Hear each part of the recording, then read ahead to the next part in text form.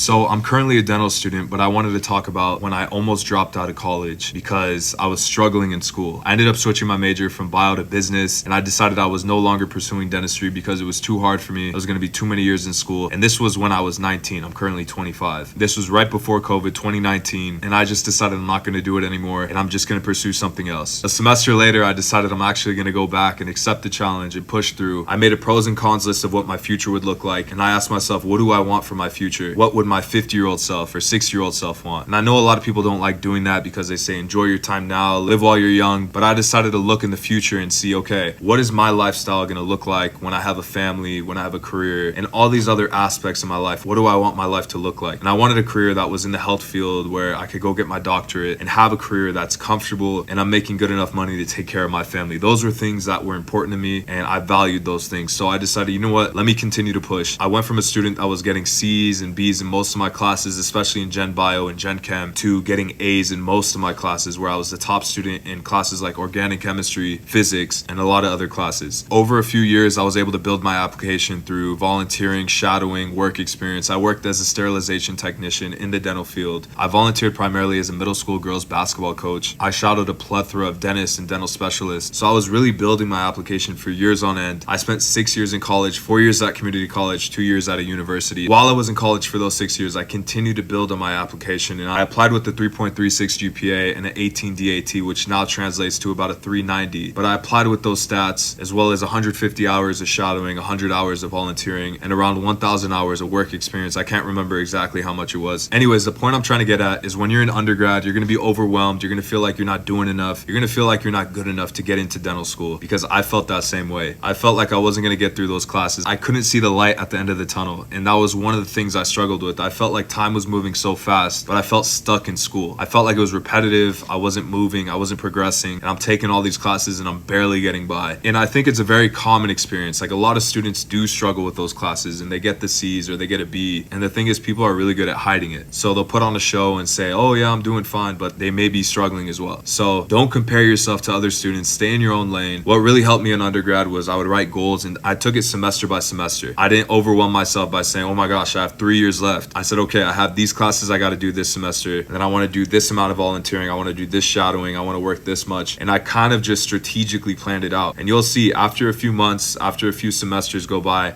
and after a couple years go by, all of a sudden your application is looking way more competitive than it was 2 years ago, because now you're strategically planning everything out. Understand, a lot of schools are going to look at your application holistically, so they're not just looking at DAT and GPA, but they're seeing what else have you done extracurricular wise, leadership wise, how are you getting involved in your community, what things are going to make you stand out compared to another student, are you getting involved in the school that you're applying to. For example, I go to Western University. I was taking my club on tours to WesternU, and I was meeting faculty, and I was getting involved at the school. So if you want to get into a specific school, get really involved with that school, meet faculty there, and build your application around your top schools, and hopefully you get in. But anyways, I just wanted to share my story because I was so close to dropping out and giving up, but now I'm sitting here in my sim lab. I'm working on my dentures right now. They look really bad, but that's not the point. We still made it. We're still progressing. We're still working on things. You just try to get better every day. It gets frustrating at times because you feel like you're not making progress. Personally, for me, the hardest part was the patience, because I wanted to be successful. I wanted to do all these things, but when you're in school, you kind of have to put a pause on other things. So that's what I did. I hope you enjoyed this video, and I hope it helps you. Don't give up. Continue to push, because you could do it. Anyways, thank you for watching. Have a great day.